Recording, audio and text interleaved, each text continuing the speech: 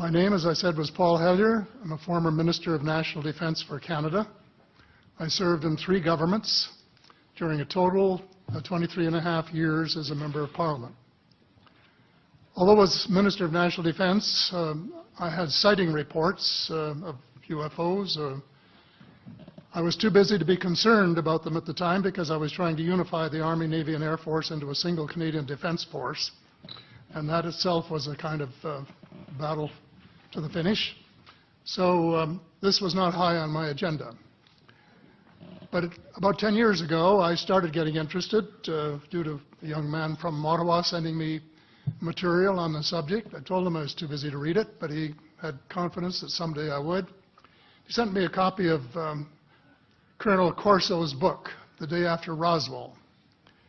It took me a while to get around to reading it, but I took it for my summer reading in 2005 and was really impressed with what was contained in it.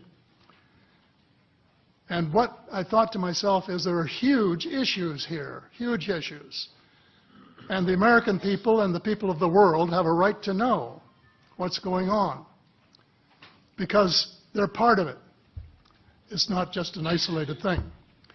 And so after confirming the contents of the book with a retired United States Air Force general, I accept the invitation of Victor Vigiani, who's over here somewhere, and his cohort, Mike Bird, to speak to a symposium at the University of Toronto. And I said, UFOs are as real as the airplanes flying overhead. That gave me the dubious distinction of being the first person of cabinet rank in the G8 group of countries to say so unequivocally.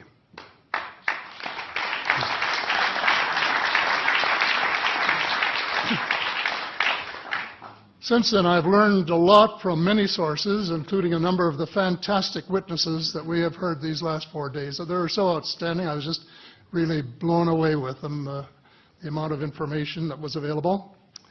And I appreciate every single one of them. But because I'm not a ufologist, I'm a politician, there are only a few things that I want to add in that particular realm. First is that about in the 1960s sometime, it was a flotilla of UFOs headed south that crossed into NATO territory in Europe. And the Commander-in-Chief of the Supreme Allied Headquarters in Europe was naturally very shaken. Fortunately, or maybe divine providence, before the panic button was pushed, the flotilla turned around and headed back north. Obviously, they had thought maybe they were Russian and they were very concerned about it. Anyway, an investigation was launched into this whole subject, and a document was prepared which concluded that at least 4 species had been visiting Earth for thousands of years. And this is my own view at this stage as well. So, except for that, there are just a couple of things that we've talked about that I'd like to refer to. And one was that we were referring to them as they until this morning when Linda Moulton Howe, I think she was the first one, actually named 3 different species. I have brought my latest book called Light at the End of the Tunnel, A Survival Plan for the Human Species, as an aide-memoir, and I name 5 different species here. I'm aware of more now. As a matter of fact, I saw a document just a few days ago that mentioned 20.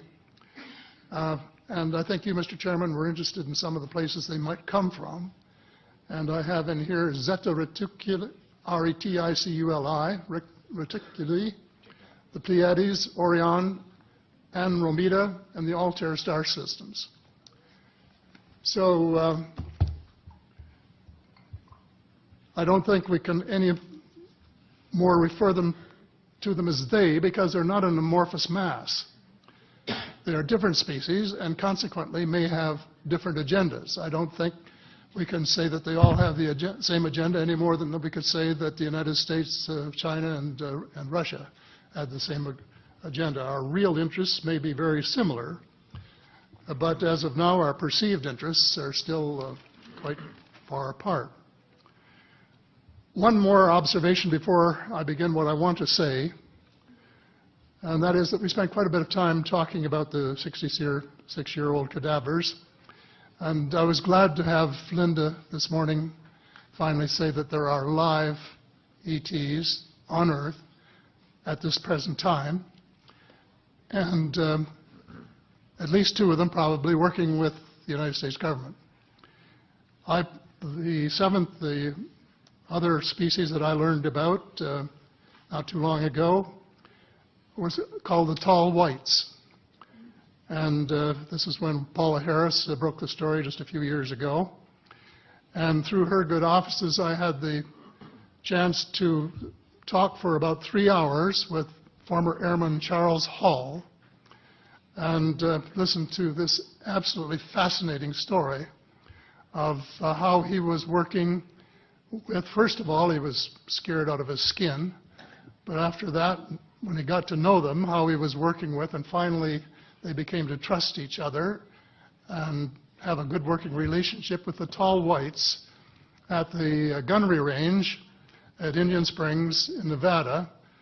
And these tall whites were living on United States Air Force property and working in cooperation with the United States Air Force and sharing technology with them. He wrote a book, incidentally, called Millennial Hospitality.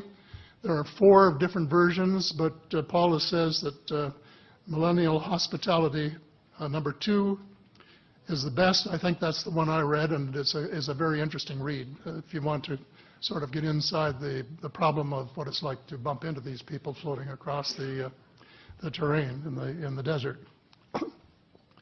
Well, enough on that for now. My interest is in full disclosure. And my only caveat is I think probably I would say 95 to 98% full disclosure. I know of 1 or 2 things that I'm not sure should be in the public domain, at least yet. They will be someday, I'm sure, but not maybe immediately. But just as children survive the idea of the Tooth Fairy and Santa Claus when they become adult, I think that tax-paying citizens are quite capable of accepting the new and broader reality that we live in a cosmos teeming with life of various sorts. The fact that some other civilizations are more advanced than we are may be humbling, but that could be a necessary step in our survival.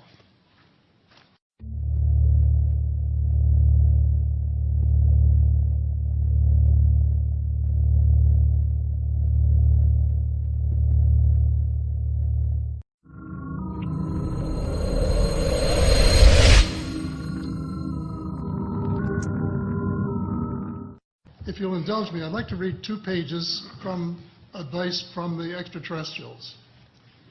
And I think they've got a lot of good advice because they know what's going on more than we do sometimes. This is a quote from Jim Sparks, who was probably the most abducted of all the people who have been abducted. And he was taken away one night late on. He'd been abducted dozens of times before that. And he said, I found myself standing in that abandoned carnival park, clear-headed and fully conscious. There were those creatures again, and I could see that their holograms of human faces were cast over their faces to disguise their true appearance and make me feel less apprehensive. I noticed that each alien seemed to be concentrating on communicating or transmitting its thoughts to the creature to my left. They seemed to be of like mind, as though combining their consciousness into one telepathic voice. They continue. And now this is quoting the ETs. There are some things you need to understand. Yes, it's true that we have been in contact with your government and heads of power. It is also true that we have been It is also true that agreements have been made and kept secret from your people. It is also true that in the past, some of your people have lost their lives or have been badly hurt to protect this secret. Our hands had no part in this. We contacted your leaders because your planet is in grave trouble. Your leaders said the vast majority of your population wasn't ready for anything like us yet. So we made time agreements with your leaders as to when your people would be made aware of our presence. That part of the agreement has not at all been kept.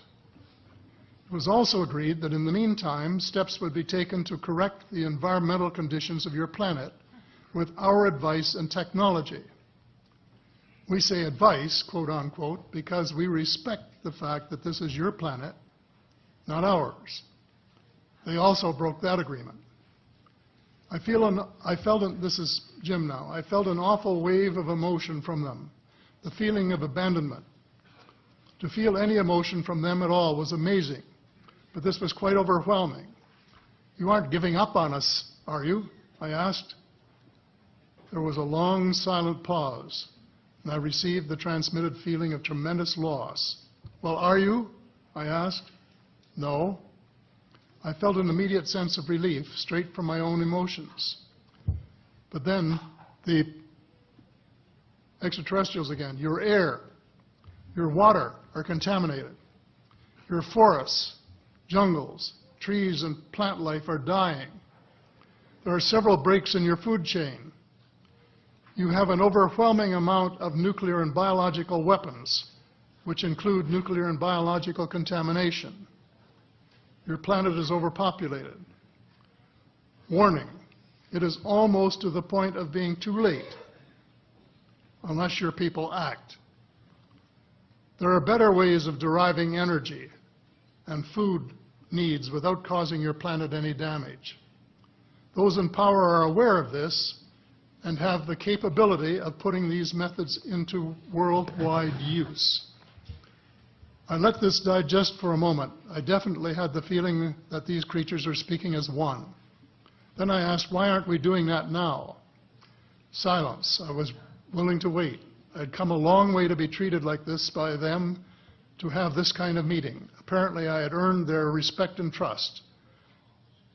The best part was that I was getting direct, truthful answers to my questions. I decided that I would milk this rare situation to its fullest, asking as many questions as I could get away with, even personal ones. I repeated my question and they answered. Those in power view it as a military and security threat. That upset me. You mean to tell me that the people in power have the ability to save and better the planet, and they aren't doing it? Amnesty. What do you mean? Complete amnesty to those in power, governments and leaders who have been suppressing the truth, that they can't be held liable for any past wrong deeds.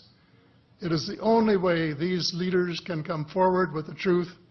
It is necessary that you do this in order to work together and survive. And the I think Senator's that's time wonderful expired. advice, straight from the extraterrestrials.